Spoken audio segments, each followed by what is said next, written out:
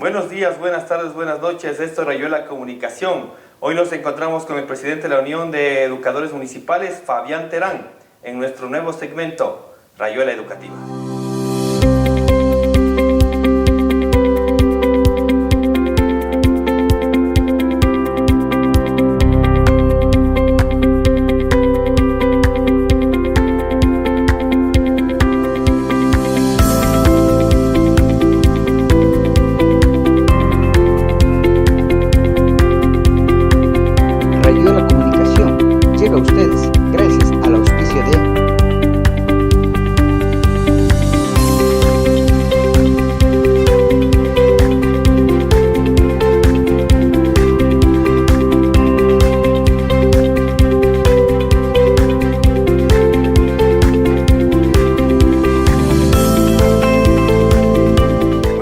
Fabián, gracias por venir acá a Rayuela Comunicación y nos gustaría primero en esta época de pandemia que nos cuente cómo han vivido, cómo han pasado los profesores municipales.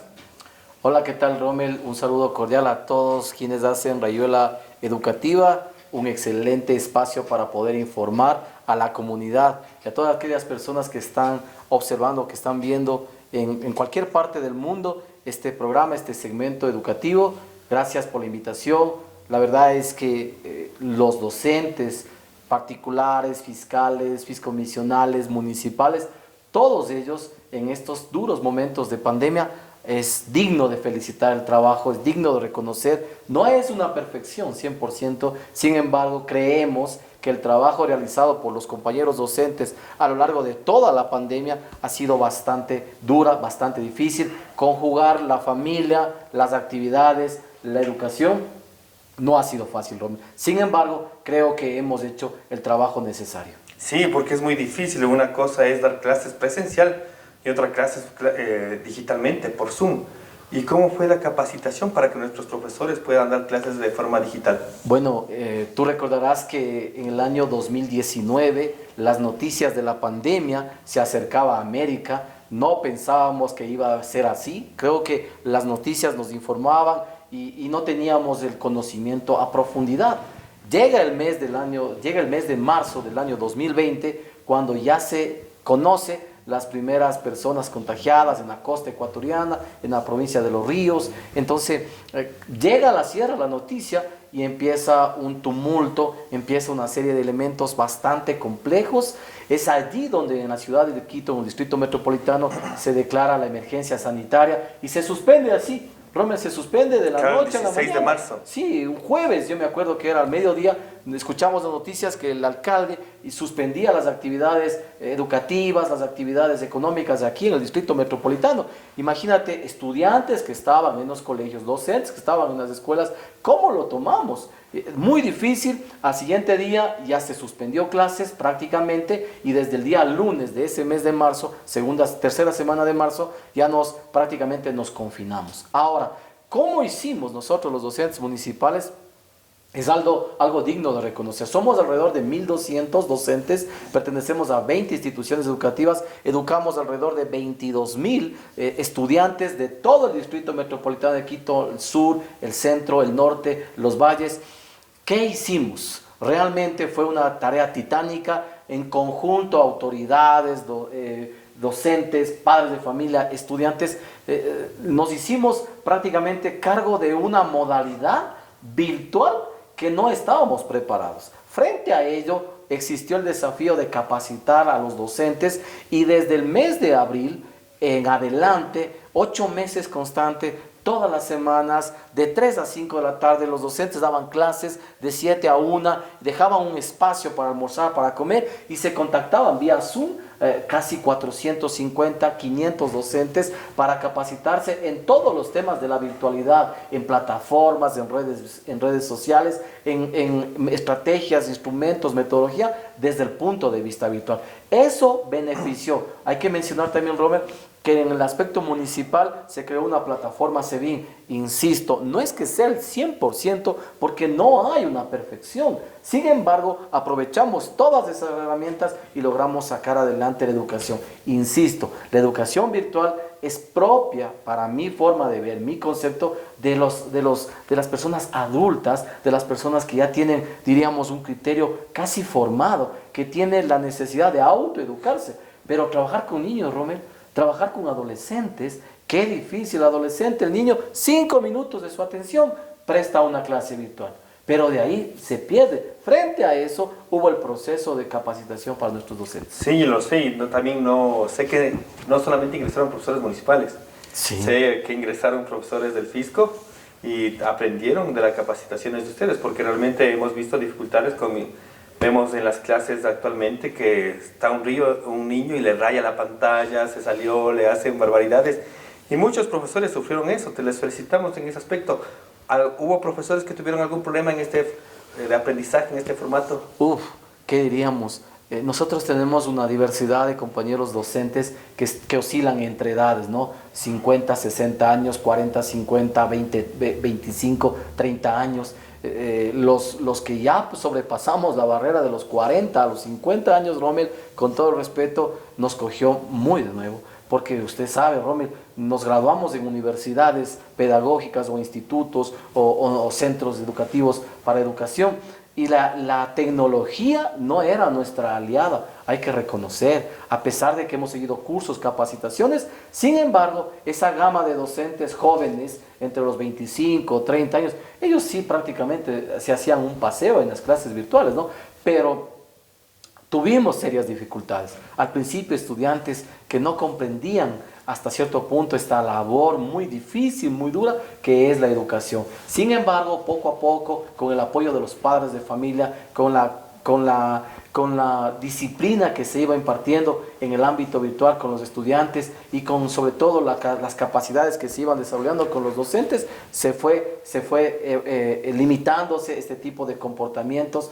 Yo creo que tanto estudiantes, padres de familia y docentes llegamos a comprender que no era momento de quejarnos, que no era momento de quedarnos estancados, sino de avanzar, de alcanzar algo muy importante, que en esos momentos de confinamiento era el sector educativo.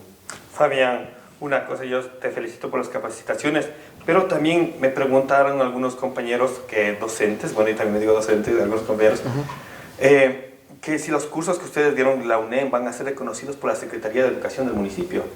Bueno, los cursos de capacitación, y eso fue bueno porque nosotros como directorio de la UNEM establecimos ciertos convenios con universidades. No sé si puedo mencionar aquí, Rommel. Sí. El apoyo, yo quiero agradecer el apoyo de la Universidad Central, la Universidad Católica, la Universidad de Israel, la Universidad de Indoamérica, la Escuela Politécnica, que fueron centros educativos superiores que cuando nosotros golpeamos la puerta y que no conocíamos la parte virtual, ellos tenían sus plataformas y tenían docentes capacitados. Les pedimos que nos ayuden de manera inmediata.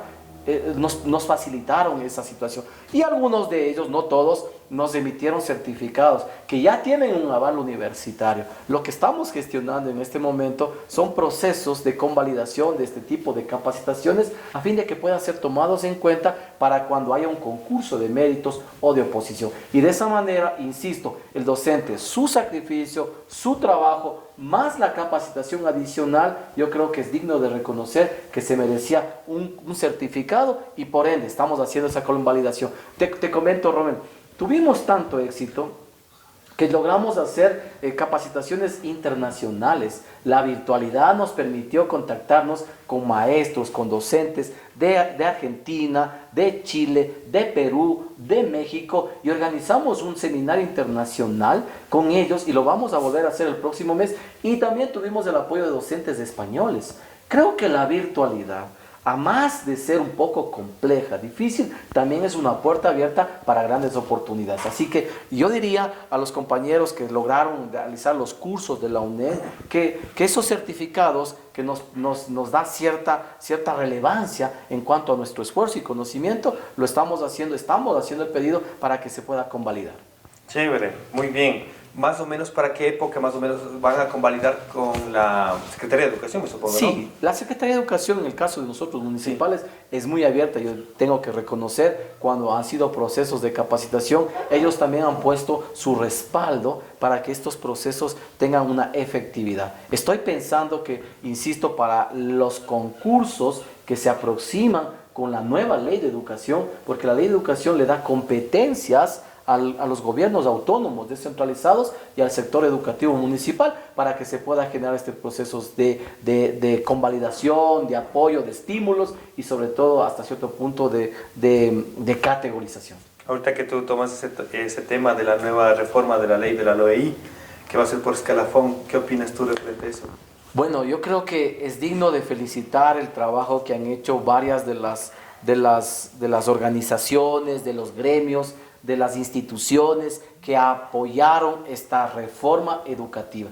Creo que el docente, con esta reforma educativa, es muy importante comprender, entender que la ley ahora nos ampara. Insisto, no es que sea un 100% efectiva, porque aún hay más elementos que se deberían abarcar en esta ley. Pero es un paso gigante valorar el trabajo del docente, reconocer, estimular y sobre todo en el ámbito económico dignifica. Sí, yo estoy de acuerdo en ese aspecto que se debe dignificar porque siempre el maestro ha sido maltratado y realmente vemos un comentario del ministro de Economía con qué se va a pagar.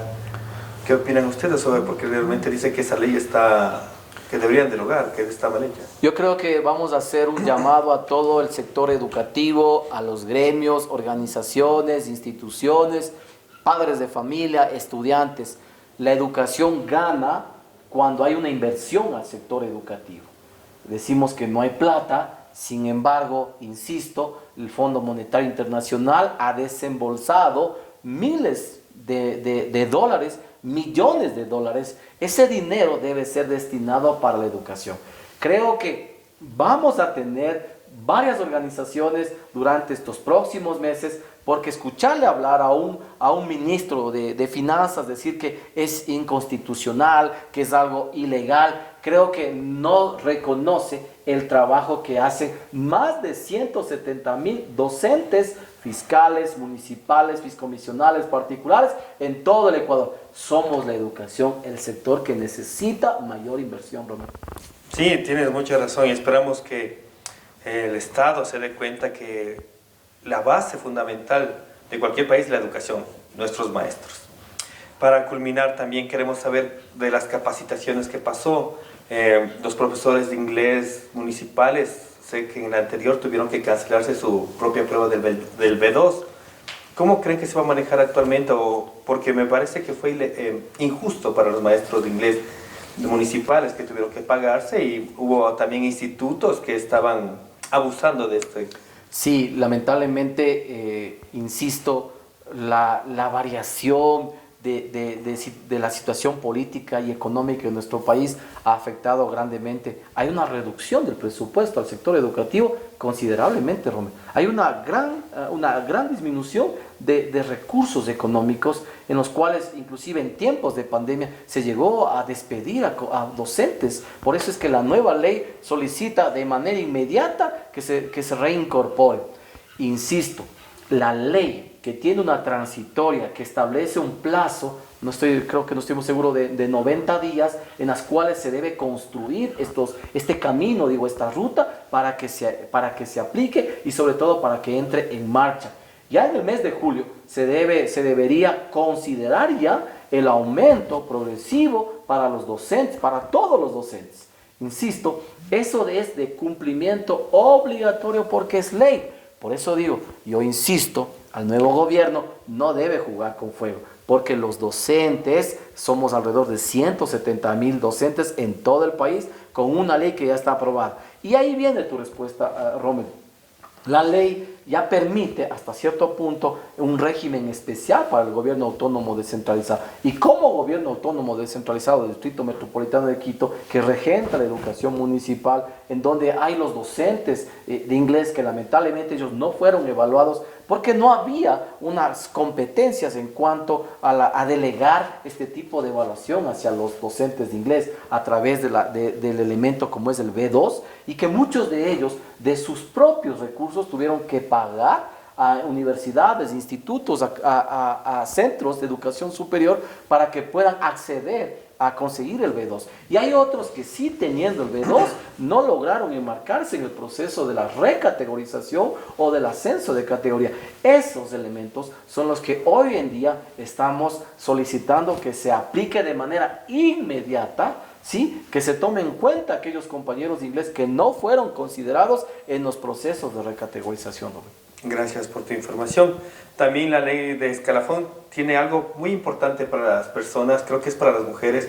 Las personas que tienen más de 30 años de servicio creo que pueden jubilarse antes de los 60 años. Sí, yo creo que es justo. El desgaste físico y emocional que hacen los docentes es más o similar al que hace un policía o un militar en un destacamento, en un recinto policial, porque nosotros estamos día a día con 35 estudiantes, muchas veces tenemos que abarcar más del número adecuado dentro del ámbito pedagógico. El desgaste emocional es más grave, es más rotundo. Educar vidas, educar estudiantes con principios y valores, insisto, es casi o más o similar al trabajo que hacen. ¿Por qué menciono policías y militares? Porque hay una ley en la cual es de ellos 25 años de servicio y proceden a la jubilación. Nosotros 30 años. Sí, nosotros 30 años de estar día a día, de estar bajo un elemento humano, formando un elemento humano en el cual les instruimos y depositamos principios, depositamos valores. Creo que debemos ser reconocidos no solamente por la sociedad, sino por la ley en sí, que determine que nosotros cumplimos 30 años y podemos salir a disfrutar de nuestro tiempo de vacaciones. Roberto. Gracias, Fabián, por estar aquí. Realmente esto abarca más, esperamos en otra ocasión. Nos quedó muy corto el tiempo, pero nos quedan muchos temas pendientes todavía. Entonces vamos a invitar para otra ocasión a Fabián y esperemos si tú tienes algún mensaje a los docentes municipales y al estudiantado. Quiero darles un agradecimiento muy especial a mis compañeros municipales, y no solamente municipales, sino a aquellos que nos están viendo, que son parte de la docencia, fiscales, particulares, fiscomisionales. Muchas gracias por todo el trabajo que ustedes hicieron cuando fue o durante el tiempo de pandemia. Ustedes depositaron mucho de su resiliencia, dejaron a un lado la familia, conjugaron actividades incluso familiares o económicas, pero nunca perdieron ese sentido, esa vocación de enseñar con principios y valores a nuestros estudiantes. Un saludo y muchas felicitaciones. Hace una semana aproximadamente, el Día del Maestro fue un homenaje digno, pero insisto, en tiempos de pandemia nuestro trabajo debe ser reconocido. Antes de culminar, computadoras a los maestros, docentes, y eso cuando están esperando. El trabajo que hicimos durante el proceso de capacitación continua y permanente, más de 850 docentes municipales fueron capacitados, eso abrió una puerta, dio paso a que nosotros necesitemos de herramientas y de recursos tecnológicos. Hemos hecho las conversaciones, las compras públicas, Romer, es un tema bastante difícil, y más hoy en la actualidad, porque la Contraloría o las entidades de control, por la mínima te vigilan, por la mínima te controlan. Que debe ser así. Pero la Contraloría a ciertas personas no nos controla. Obviamente, lamentablemente sí, un tema politizado, pero en el caso de nosotros como docentes hemos solicitado al municipio, en este caso a las autoridades de la Secretaría, que nos provean, porque es un derecho, ese es un derecho nuestro. ¿Y qué dice la Secretaría? ¿Cuándo les va a dar? Y hemos logrado ya avanzar. El día de ayer, justamente ayer, el jueves, se firmó ya el visto favorable, el informe favorable para la compra de las computadoras. Alrededor de 1.224 computadoras con pen tablet, porque otra cosa, Romero, es el hecho de adelantarnos en la tecnología. Tú no puedes recibir una computadora que sea de hace 2, 3, 4 años atrás. Tiene que ser de ahora hacia el futuro, porque la pandemia vino pero para quedarse. Recuerden que dentro de la estructura educativa, cuando retornemos paulatinamente y cuando ya volvamos a las instituciones educativas, no vamos a retroceder en lo avanzado, vamos a tener que llegar y avanzar hacia donde la tecnología nos permite. Entonces, se calcula en un mes y medio, casi 2 meses, de las compras públicas, de los proveedores, de la calificación, que estén las computadoras disponibles para todos los docentes. O sea, mejor dicho, para el nuevo año lectivo ya están los profesores con Yo creo, lamentablemente, insisto, el término burocrático, por el sentido de las leyes que muchas veces, en vez de impulsar, detienen, pero hemos sido constantes. Están allí, se ha dado el visto favorable y las computadoras, yo pienso, insisto, que para 2 meses, pero más reales en ese sentido, creo que el año lectivo lo vamos a inaugurar con herramientas de primera mano. Muy bien, ¿y cómo va la relación de la UNEM con la nueva secretaria de Educación? Creo que hay que reconocer que cada vez que ha llegado un secretario a la educación municipal, nosotros como directorio de la UNEM no hemos sido piedras en el camino, no hemos sido, al contrario, si no, no hubiésemos conseguido los 8 meses de capacitación permanente y hoy en día estamos trabajando, insisto, para poder que se lleve a cabo la aplicación de la ley sobre los docentes municipales. Hay una relación, la semana pasada tuve un primer contacto, acercamiento, conversamos, dialogamos, está muy abierta a que haya cambios, a que se innove en algunos aspectos y que sobre todo a que se incorporen elementos propios de nuestra realidad local como gobierno autónomo descentralizado. Insisto, lamentablemente, tengo que decirlo, son 4 secretarios de educación que en el directorio hemos transitado en 2 años. Eso implica que también un llamado al personero municipal a que fortalezca y dé estabilidad al secretario de Educación, porque dando esa estabilidad, la educación... Pero ¿no cree que sea mejor un secretario que salga de las filas mismo, que sepa la realidad de la educación municipal? Porque a veces llegan muy perdidos y también los asesores, no me parece que no son los asesores adecuados los que están ahí. Yo pienso que es un tema político y lo que de menos debemos hacer es politizar en las áreas fundamentales, digo yo. Por eso, educación, salud. Por eso tendría que entrar alguien formado dentro de las filas de los educadores municipales, que sabe las realidades. Un concurso de méritos, un concurso de oposición que salga de los propios docentes, debería ser lo más óptimo y lo más adecuado. Con eso no pago favores a nadie, porque dentro de los docentes municipales el concurso me establece a mí esfuerzo, sacrificio, trabajo, para que varios de los compañeros que tienen muchas capacidades... Y concursos transparentes. Por supuesto, ante todo la transparencia. Gracias, Fabián. A usted. Esto fue Rayola Comunicación, estábamos con el presidente de la UNEM, Fabián Terán. Y recuerden, darle clic a nuestras redes sociales aquí en esta parte y apóyenos a nuestro crowdfunding para seguir adelante.